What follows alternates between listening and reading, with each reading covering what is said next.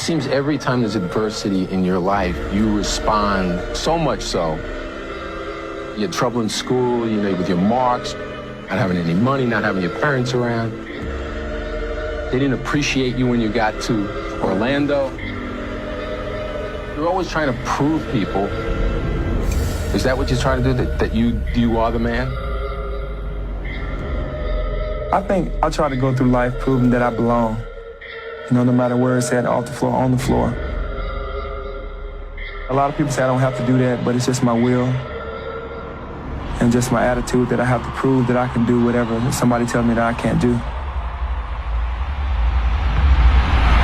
With the third pick in the 1993 NBA draft, the Golden State Warriors select Anthony Hardaway from Memphis State University.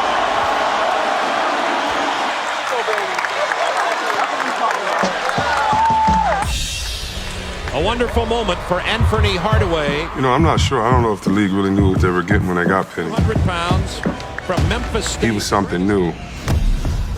New perspective, right? It was just like the league was turning.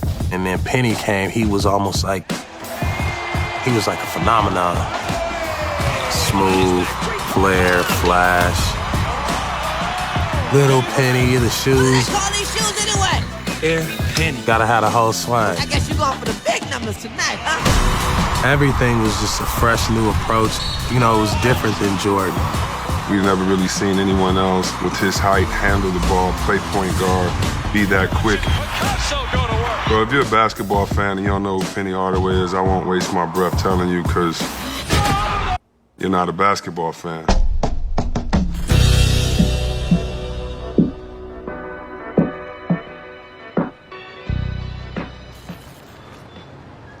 Binghamton is definitely not the suburbs. It's kind of a lower class neighborhood where there's a lot of hard-working people grinding every day to make ends meet. They made me who I am. The city of Memphis made me who I am. When you grow up in the neighborhood, anyone will tell you you have so many different challenges. It's grit grind here. You earn everything you have, and it's not a glamorous city. People have always been together. They go to church together. They stick together. This area, very, very unusual area. The people here will look out for one another throughout their existence in Binghamton. But all neighborhoods have some negative things about them. And you would probably not be truthful if you said that they don't exist. They do exist.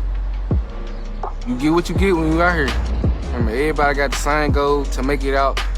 Everybody trying to make it somewhere, even from the little kids.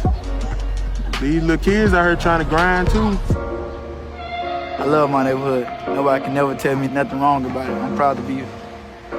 It's a family. I was 5 years old when my mom dropped me off at my grandmother's. She wasn't easy to live with. She was very strict, but the strictness came out of love. I take everything that I know about being respectful, working hard. I learned that from my grandmother. My grandmother had gotten me a basketball, probably like 6 years old, and I just started dribbling it and fell in love with it. It saved my life. Because there was so much negatives that I could have gotten into. That's what you have in the neighborhood all day long. Playing sports or being in the game. That was it. I felt like I had to lock in because if I slipped a little bit, it could have meant that I could have gotten killed, I could have gone to jail. He had enough smarts to know that that wasn't his destiny. But one of the things that I appreciate about Penny is that not only did he stay clear of them, but he also pulled other people away from those negative areas also. Me and a couple other buddies, we found basketball to be better for us to bond with because we didn't want to steal cars, bikes, rob people. We didn't want to go down that road.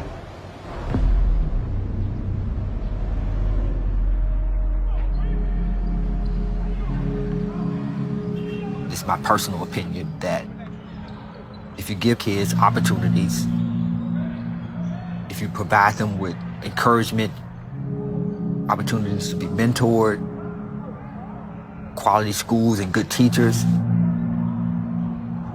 I've seen it happen countless times that they rise to the occasion every time.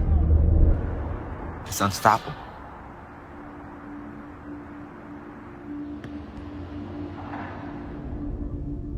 I knew at 12 I had the gift to play really well, and that I had the opportunity to make it to the NBA. I could put people in place and then maneuver with my eyes what I thought those players were doing while I was making my move. The cuts, what move I needed to make to get around this guy. For reading the defense, was he gonna help or not help? And then when I went into play, it just came natural for me to see those same things. We got in 9th grade. I was a senior in high school. We just worked together and helped us win a lot of games. Senior, number 25, Anthony Hardaway. Man, you could spot him out of 100 people and know he was gonna be great. The way he moved around the court, the decisions he made, and realized this guy has something very special. When he left here and went to the University of Memphis, I knew it was just a matter of time. This is really where you'd like to see Hardaway get involved. Thank you. Right on cue. I chose Memphis because of the history of the school, especially the 80s. The teams with Andre Turner, William Burford, Keith Lee. These are names of Memphis history. Those teams were electric. The pride that's in the city of Memphis, was instilled in me, and I wanted to stay home and make a difference. Back then, Memphis guys stayed home. During Anthony's collegiate career, Penny guided the Tigers to a 42-23 record, 8 wins over nationally ranked teams, recorded the school's first ever triple-doubles, became the 10th leading all-time scorer, and set numerous other records in just 66 games played. Anthony Hardaway, greatest player in the history of Memphis State. I'm talking about somebody who can do it all. Pass it, shoot it, rebound, that's him.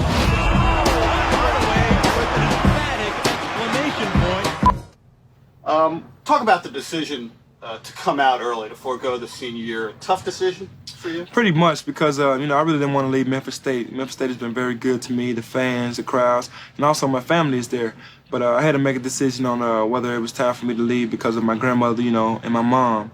Neither one of them are getting any younger, so I want to repay them for what they've done for me, all my life.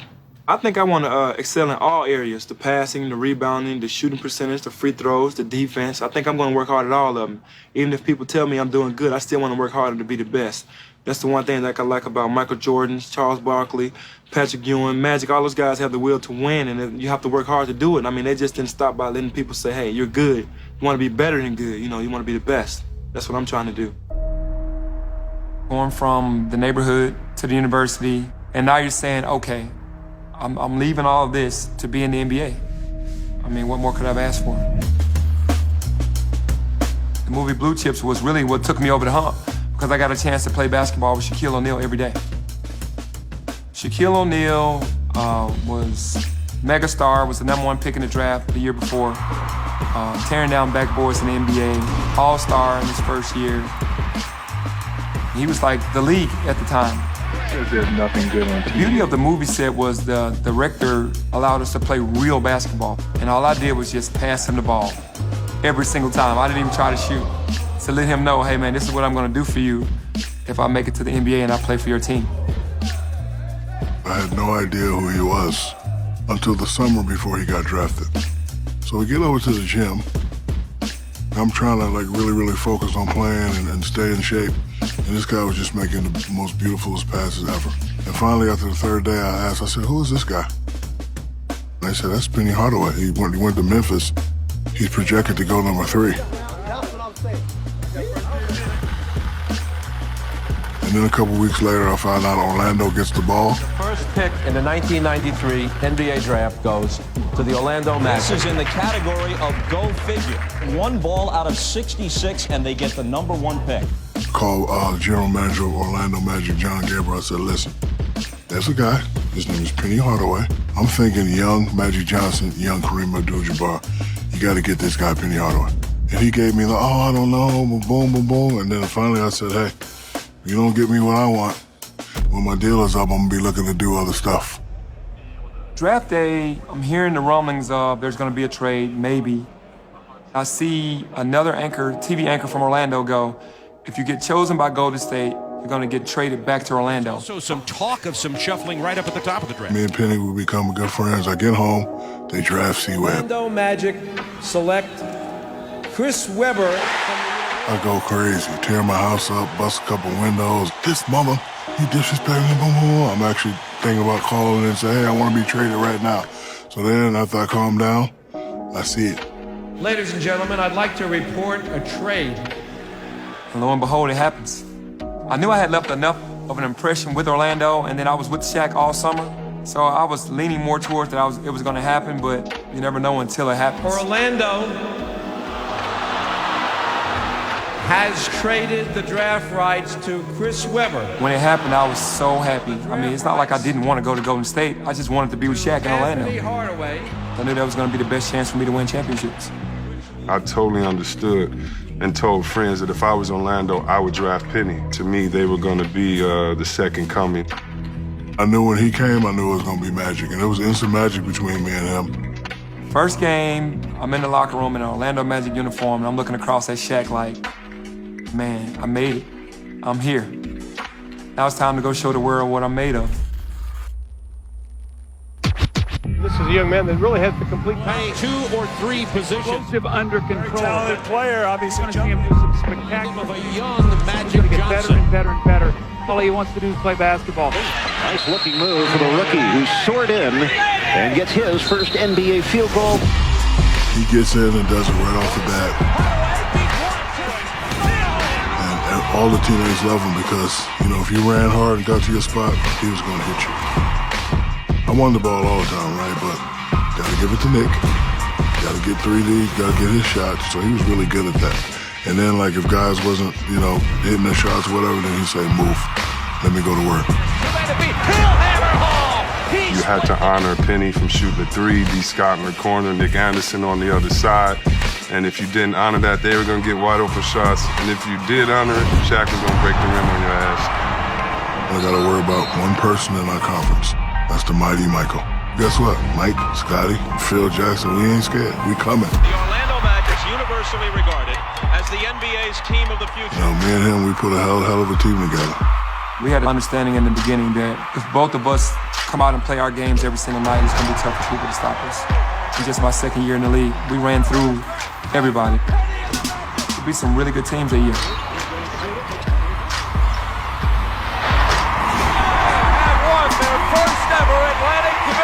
And will have the home court advantage throughout the Eastern Conference. Boston Celtics, we felt like that was a series we should have won. To win in that building 2 times in a row, that's history. Second round, we got the mighty Chicago Bulls. Go on to the next series and beat the Bulls. That's humongous. We were the last team, but not the only team, to beat Michael Jordan in the playoff. You know what? Cherry on the Sunday. Now we can't have a letdown playing the Pacers because we just beat the Bulls. So we had a 7-game series against the Pacers. Made it tougher on ourselves than we should have, and ended up winning and blowing them out in Game 7. Get all the way to the finals. To go through those 3 rounds the way that we did to get into the finals, we had so much confidence. After you beat Mike and Scotty, you think you won a championship already. We were celebrating, we were partying, we had 10 days off. We knew we'd have to play Houston or somebody, but we used to kill the West. So, like Houston, I think we beat them that year. So, don't matter who you come, we're going to beat them. We was just so happy. Welcome to the 1995 NBA Finals. 32-year-old Olajuwon is the NBA's best player. His team, its defending champion. All night long, yo, they don't think they respect us either, yo. Let's show what's up. Let's show them what's up. Olajuwon. I think it was game 1. Game 1 where, you know, we were up. We got cute. We had them down early and didn't go ahead and seal the deal and let them hang around too long. They came back. And even though they came back, we got a chance to finish it. And a 3-point lead. Houston must foul right here. Now the foul call with 10.5 seconds to go. Nick Anderson making his First appearance at the line. Usually he has some 2 free throws. I'm knowing that he's going to make one. This season, particularly in fourth quarters. Today, though, Orlando 12 of 15 at the line. And Anderson missing on. He missed both, but got his own rebound and got fouled again. Draws the foul. 7 seconds remaining. Gets the rebound. All right, that's cool. Need one of these, though. Anderson will shoot 2 more. Now he misses the third. I put my head down. Like, come on, Nick. You know, you can make one. Penny Hardaway can't even look because he knows Nick is struggling. Misses 4 straight. If he had just made one of those, it would have given the Magic a hammerlock on this game. And from that point on, it went downhill. He's been on fire and hits. He's tied the game at 1. They came back and beat us in overtime. 6/10 seconds. Not blaming on him, it's all our fault, but I just think if he could have hit one of those shots, we'd have won and we'd have been like, okay. It was just the momentum of the whole entire series that just went their way. We knew that we were supposed to win those games. We win game 1, the series is over in our minds. Lose game 1, momentum left, and the series was over for us. They swept the entire series. In a weird way, it was the beginning of the end. They warned us before coming to the finals about, you can't do it right off, and, we really didn't believe it, and, the Houston Rockets proved us wrong.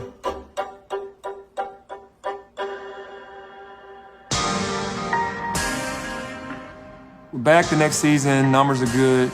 I think the first part of the year I led the NBA in scoring. Shaq was injured, and I kind of just took over the game. Hardaway, who has been the man in the absence, shows you why. So many different companies calling on a daily basis, hey, we want Penny to endorse our product, and doing all-star games and being first team All-NBA. And that was like a really good ride. It was just an amazing feeling for me to be the guy in the NBA at that time. Had the little Penny commercials rolling. I had my own sneaker. You're the best player in the NBA. I mean, those spin moves and the dunks. Oh, too much. I had to go outside and do some Tai Chi just to calm myself down. Man, you weren't having a party. I was on pretty much every commercial that you turn the channel, my commercial was on. And that's a fact. I'm just living the dream. Now, the media is making me the guy over Shaq. Trying to kind of put us against each other. Now you got 2 stars in a small town. And I love Little Penny, but, I wanted to mess with him because we were just to mess with him. So one Super Bowl spot, I was doing a Reebok ad. This is my planet. You got room for a brother on your planet. And I don't think he liked that. He didn't talk to me for about 2 weeks. I think in '96, that's when it really started to hit hard. Some disharmony, possibly. Shaquille O'Neal, Penny Hardaway. There is some jealousy and some competition over endorsement. What is your gut telling you about Shaquille O'Neal and whether to stay in Orlando or go to the West Coast? Orlando has come out and said, we are only going to offer X amount of dollars. Can someone else, mainly out on the West Coast, can they answer and pay the young man more? Who knows? I mean, that's a tough call. I think our only problem around contract time was miscommunication. We were close, never had an argument, never had a fight. It's just that when I was renegotiating, I felt that, he didn't stick up for me the way I stuck up for him. So when it was time for me to get my new money, nobody was around. So I was like, okay, time for me to do something different. At the Olympics in Atlanta, one of the media guys asked me, how does it feel not to have Shaq as a teammate anymore? And I thought he asked the question wrong. And I was like, well, if that happens, that would be devastating. Place in Atlanta. But he had already signed with the Lakers. Expected to announce that he has signed a 7-year, $120 million contract to join the LA Lakers. When you're young and you got a whole bunch of stuff going on, you got a whole bunch of money coming in, when you have that power, it's 2 things you can do. You can listen to people or you could make your own decisions. And so at that time, I was doing what I wanted to do and I was doing it my way and I wasn't listening to anybody. If you have any questions, I'm here. That summer, man, I was like, wow, it's over in Orlando. You lose a guy of that magnitude, too hard to come back from that. It was a challenge that I accepted. It wasn't like I was saying, hey, man, I'm going to quit. I went out there and gave it my all. Are you set up for the future, though? I think we are. Hopefully we won't have any injuries. I pray to God we won't, but you never know. What has transpired, Jack, as we take a look. Penny Hardaway hobbles over toward that magic bench. He may have banged his knee. Well, you're going to see Penny Hardaway maybe get a knee to the back of the thigh right there. I went up for a rebound, and he slammed right into the back of my knee. It's the worst pain. He hit me perfectly right as I was about to extend the jump. It's like he hit a bone in the back of my knee, and I never felt the same. I went into the summer with that injury. I said, you know what, I got to get my knee checked out. And I had a torn meniscus. And that's when everything started to go downhill. Unfortunately, in this game, you know, our greatest kryptonite is injuries. Right now, it's day to day. Hurt my calf. I think when I left and he had to do a little bit more and put a lot of strain on his body. You know, he had to go on the post more, he had to bang more. It's the playoffs. The wrist will be taped today, but after the season is over. There's always a sense of, you know, just fear. Fear of not knowing how much of the capacity you could get back. In Orlando, it got to a point where they just were fed up. They were like, you're faking injuries or you're staying injured too much. We're not going to give you the max contract. And I felt like I had earned that. I'll never forget Doc Rivers coming in and telling me, we're going to have to go around and sell people on liking me again. I didn't like that at all. And Phoenix was calling and saying, okay, we'll give you the max contract. And I chose Phoenix over Orlando. Go to Phoenix, have a great first year there, and I tear my meniscus again. But I just kept getting cortisone shots in my knee, and I played every game. Even if you could get a cortisone shot and play a game, after the game you can barely walk. It used to take me 15 minutes to get out of my car, just straighten my left leg out. Mentally I was gone because I was like, I can't overcome these knee injuries. Him averaging 10, maybe where that's good enough for a lot of other guys. Penny Hardaway doesn't average 10 points, and so he had rearranged his game to deal with his knee injuries, and he had been so spectacular before, maybe people couldn't accept the new Penny. I wasn't explosive. I couldn't run the same. My gait changed. Wasn't making all-star games anymore. I say for me it was disappointing, you know, because I wasn't getting the respect that I once had gotten. Hardaway on the bench. I went from being first team All-NBA to probably third team, and then after that, just off the map. I get traded from the Suns to the Knicks, try to salvage some type of career. Penny comes right across, that ankle just rolls over. Then went to the Miami Heat like a year later, made that team, made the starting lineup. After that, I went back, tried out for a couple other teams. Nobody really took me seriously after that, though. It was like my name had already gone down, and I don't think anybody wanted to deal with it anymore. Like he was gonna set all type of records there, and poof, he was gone.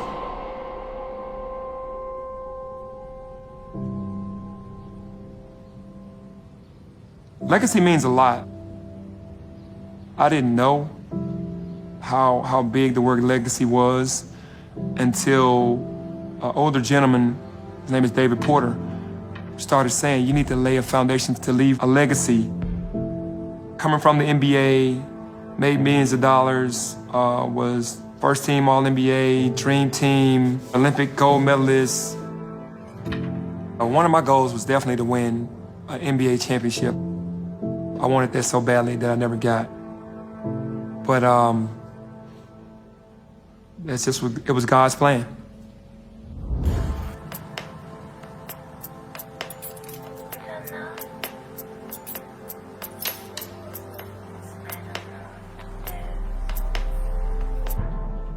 I got a phone call saying that Desmond was in the hospital.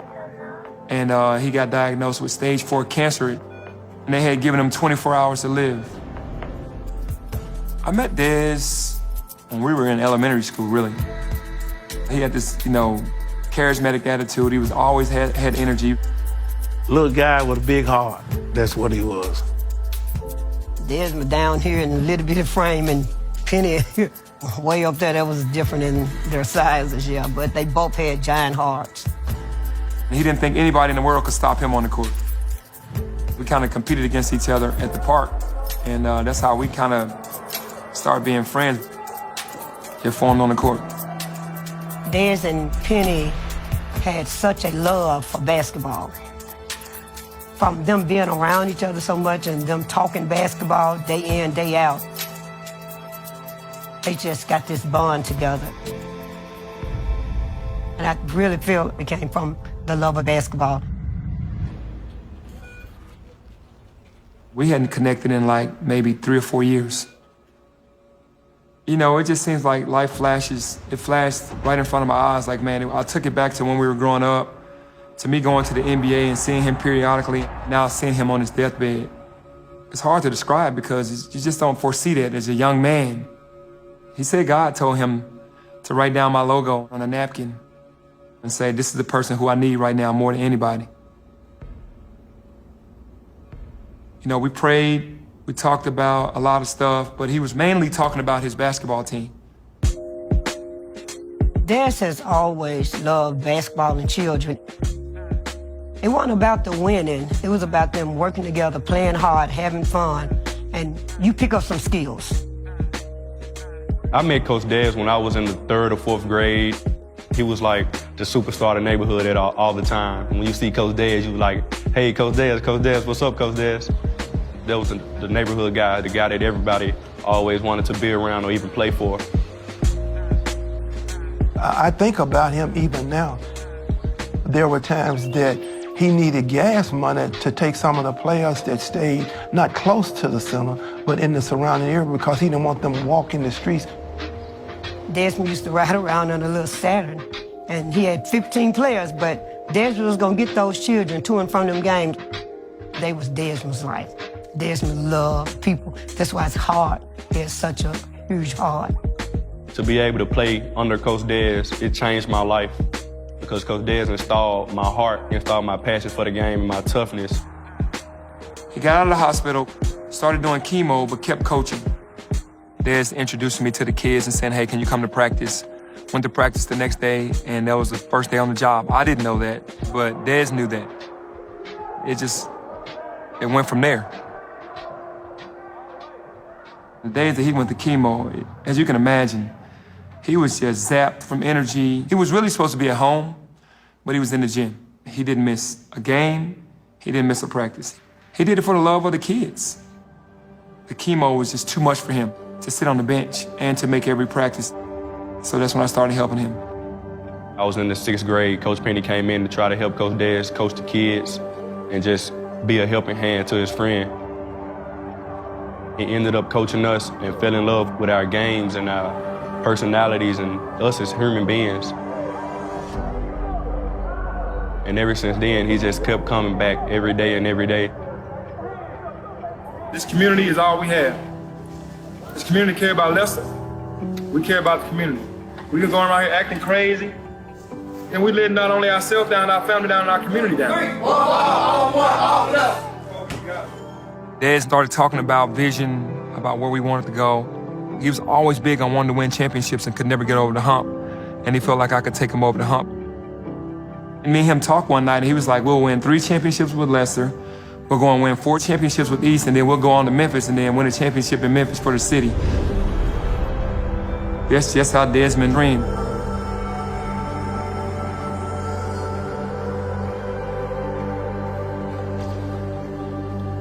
I think that Des is possibly the only one that could have pulled Penny out of the business sector into the coaching sector. And, once Penny found out that Desmond needed him, he had no problem in joining Desmond.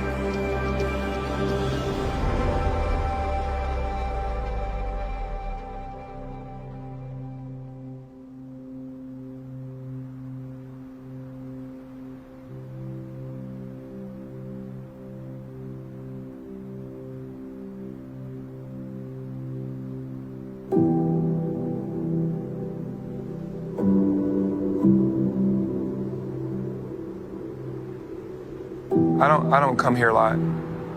Maybe birthday, but I don't frequent here.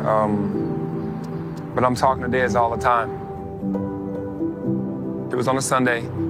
I was just leaving church. The nurse said there wasn't much longer that he was gonna have. And when I walked into the room, I just remember he was just breathing so hard, trying to gasp for air. And the caretaker was like, Penny is here.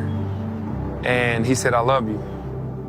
And then I told him I love him back. And then I couldn't hold it. Just to see him trying to hold on And it seemed like 10 minutes after he said that, he passed away. When we were growing up, man, we just had dreams as kids. It's not a day that goes by that I don't think about him. Basketball brought us together. Basketball still has us together now.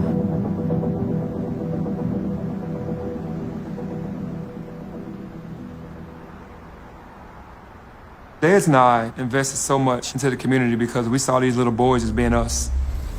We walked through the neighborhood, we walked the same halls. They were faced with the same adversities that we were faced with, and we were just trying to give them an easier path.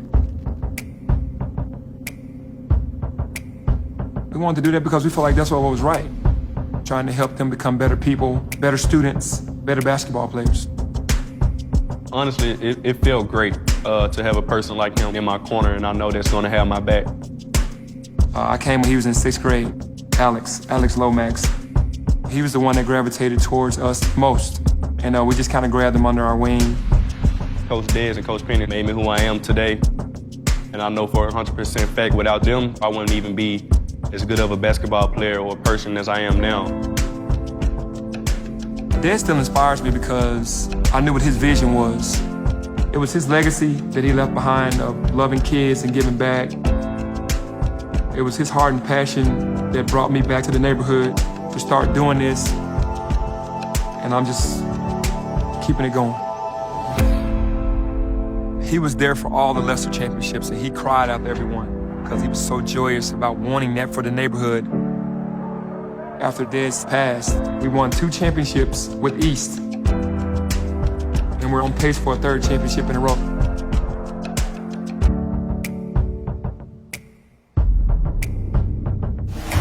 The Memphis East Mustangs, the number 6 team ranked in the country. Head coach is Anthony Penny Hardaway. As soon as you step foot on the court, it's game time.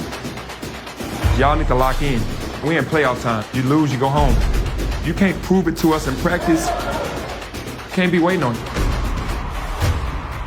Anything can happen on any given night. Do not let complacency set in. It's more than teammates. We're a brotherhood. Coach Dez and Coach Penny installed that in us. It wasn't promised for us to get back to the state tournament. We just need to seal the deal on the 3rd one in a row. For the school, for the neighborhood, for the city. Everything that Dez has said up to this point has come true. That has become my life's purpose. I've put everything else to the side to carry out this vision and these dreams that we had. Let's get the 3rd one in a row and make history. Live from the Murphy Center on the campus of Middle Tennessee State University in Murfreesboro, Tennessee, we welcome you to maybe one of the most highly anticipated state quarterfinal matchups. Where are the shooters at all times? Where are the players in the pop? You know your man gonna set a screen for somebody to come off the top, so you gotta be aware all game. Nobody fall asleep. Man, let's go kill him. Kill him. Dominate, man. 1, 2, 3, dominate. Behind, nice steal. Here comes Lomax. Down the floor, scoops and scores. They're dancing with each other now, Chris. Putting the pressure on. Rebound, putback, good, counted, and the foul. Stay up, go! Lob underneath. Now, Ryan, and this Memphis East suffocating defense. There's just nowhere to go. Protect the ball, man. We got timeouts. Come on now. Raining threes at the Murphy Center. And that'll do it. They punch their ticket to the state semifinals. Bearden isn't going to let East have this game without a fight. Ball goes into the lane and battling underneath. Wow! Little showtime. Now a tie-up underneath. You can't guard nobody out here. Let's go back to the Magic, and you got to dominate. And now here comes East. And he lays it up and in. What a talented group this is. Penny, if you'd had talks with the University of Memphis about becoming the next Tiger head basketball coach? I can't, because I'm with East right now.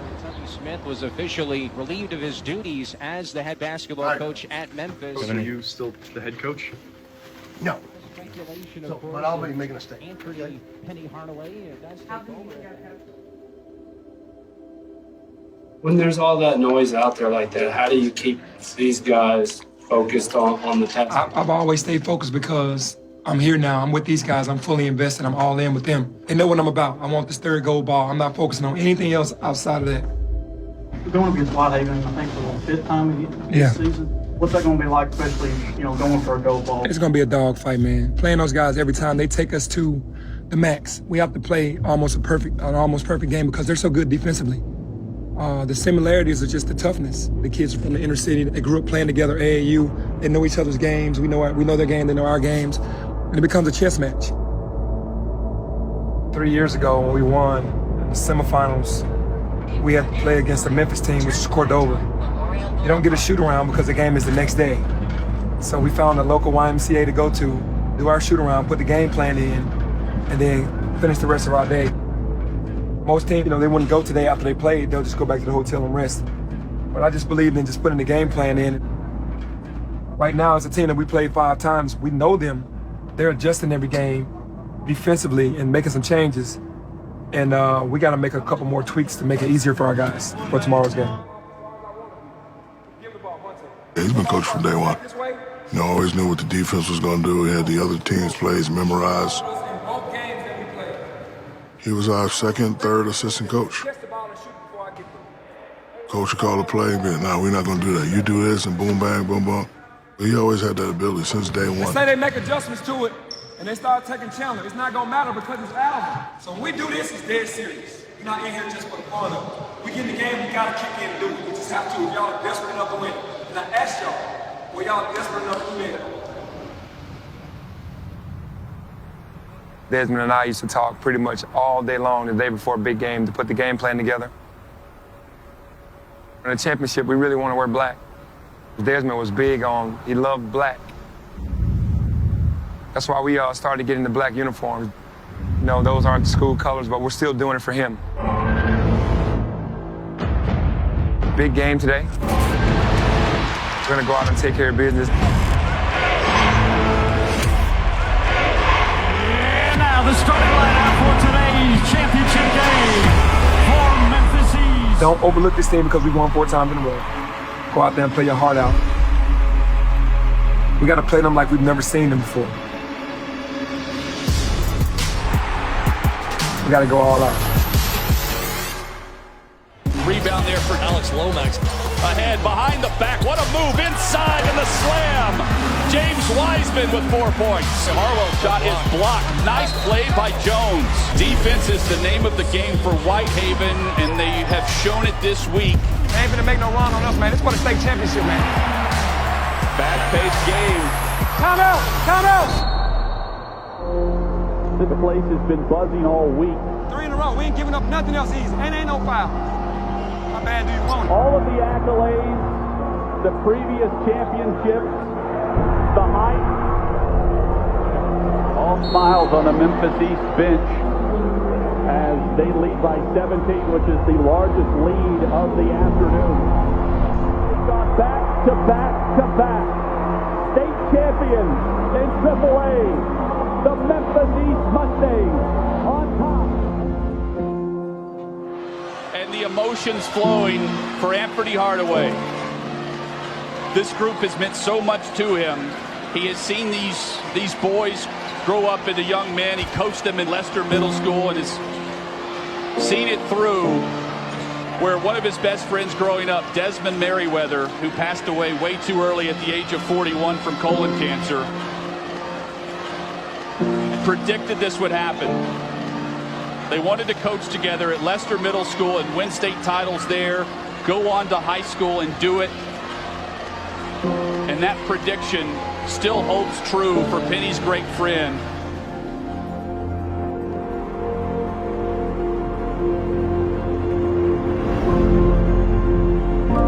Being back in Binghamton is kind of like a double calling because you're doing something you love to do. And that's teaching basketball and coaching basketball, but you're doing it in a community that you grew up in. When you learn, you teach. When you get, you give. It's easy to give your resources. So you make a lot of money, you can write a check, you can give to charity, you can give to your school. But the most precious thing that God gives you is your time. It's the one thing in this world you can never get back. So how you spend that time says a lot more about you, what you advocate for, what you do, who you pour into, how you pour into them. The young guys that he's teaching, they're learning the most valuable lesson that they can learn. What it takes to win.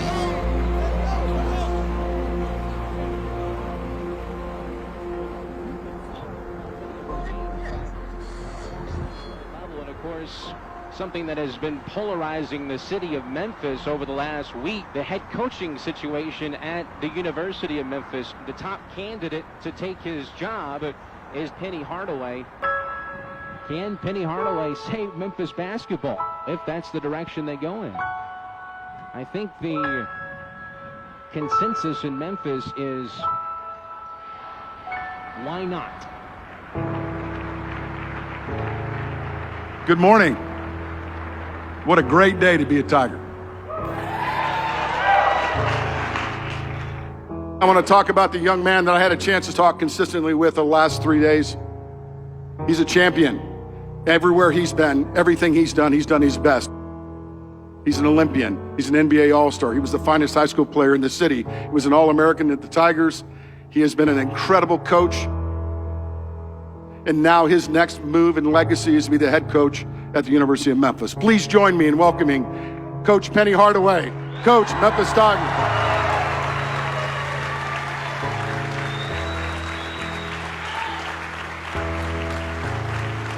Good morning. This is an unbelievable day. I couldn't have dreamed anything any better. Just coming here today was just amazing, just to ride, just to enjoy the journey coming here, of the start of something special. It's really great looking out in the crowd and seeing all the familiar faces from when I played. It's a family reunion. So we're back to being family. I want to see the Memphis flags waving on the cars. I want to see the t-shirts going again, the hats going again, like the old school days, and that's where we want to take it back to. We're going to get after it. And I know that's what we love. We're going to play hard-nosed basketball. Losing is not an option in my mind. It's not. I'm not just coming here to be a face. I'm coming here to make a difference.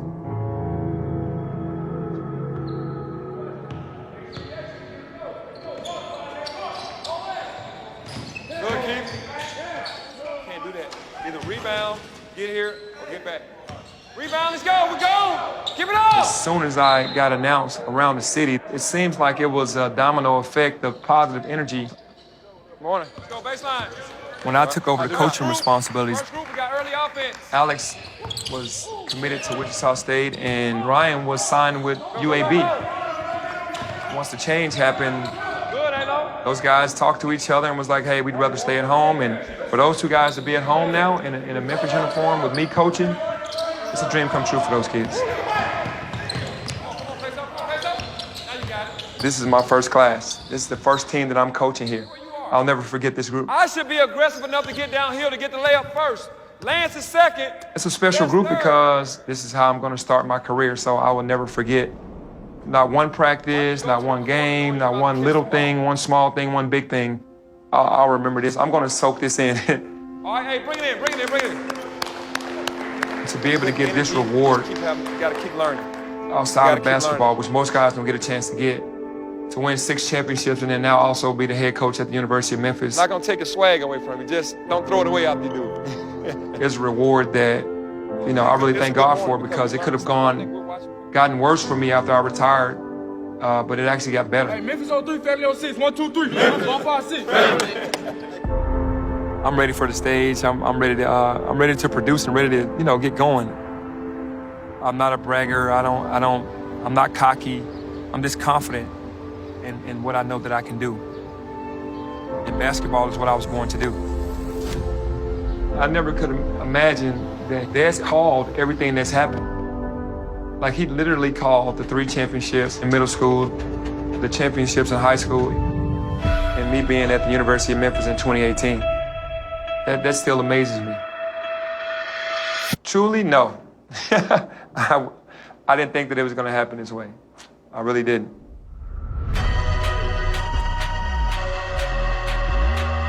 You never know what God has planned for you. I didn't know that this was planned for me, but it's been a beautiful ride. Watching Penny grow up, I'm tremendously proud of all of these iterations of his life. He's Memphis' son. To grow up through a city, then to come back to be the leader, bringing life full circle. To me, he's just doing what he's supposed to do. He's doing what God told him to do, and that's go back and help those that were like you. Whether you're just a friend of his or a family member or somebody that needs to be picked up, he's always willing to give you the assist. That's who Penny is. I have a lot of love for him. He was the first guy to put me in position to be, ooh, Shaq's a hell of a player. Penny Hardaway, you owe me nothing. I owe you. I knew one day he would come back and do what he's doing right now. Penny is this neighborhood. If this neighborhood was a body, Penny would be the heart of it. That's what Penny has restored here. He has brought that heart factor back to the neighborhood. And so everybody feels like they're part of the body.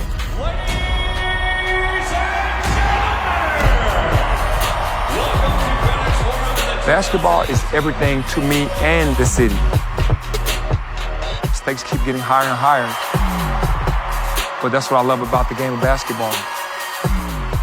You know, you always have to prove yourself. Just like you have to always prove yourself in life, so I accept the challenge. We got a couple more things that we have to accomplish. We can't get satisfied. Let's go do it. I ain't asked now for nothing. I took the hard away. 12 put me over, coming with the. They took my heart away. Hard away. I've known Penny since 6th grade. Hard away. He a legend. Jumping it hard away. Jumping it hard away. In the skillet whipping magic. Bad habits. It's just great having somebody like him around. Changed a lot of lives. He changed my life for sure. Everybody look up to him around the city. He want all of us to make it. It didn't work, so I gave it to one of my. I should have jumped out of bed, for real. Get what I did. It's a blessing because he touched so many lives. He's been a father figure that most of us didn't get to have. I took the hard away. He's not doing it for fame. He's really genuine. I had to borrow play. That took my heart away.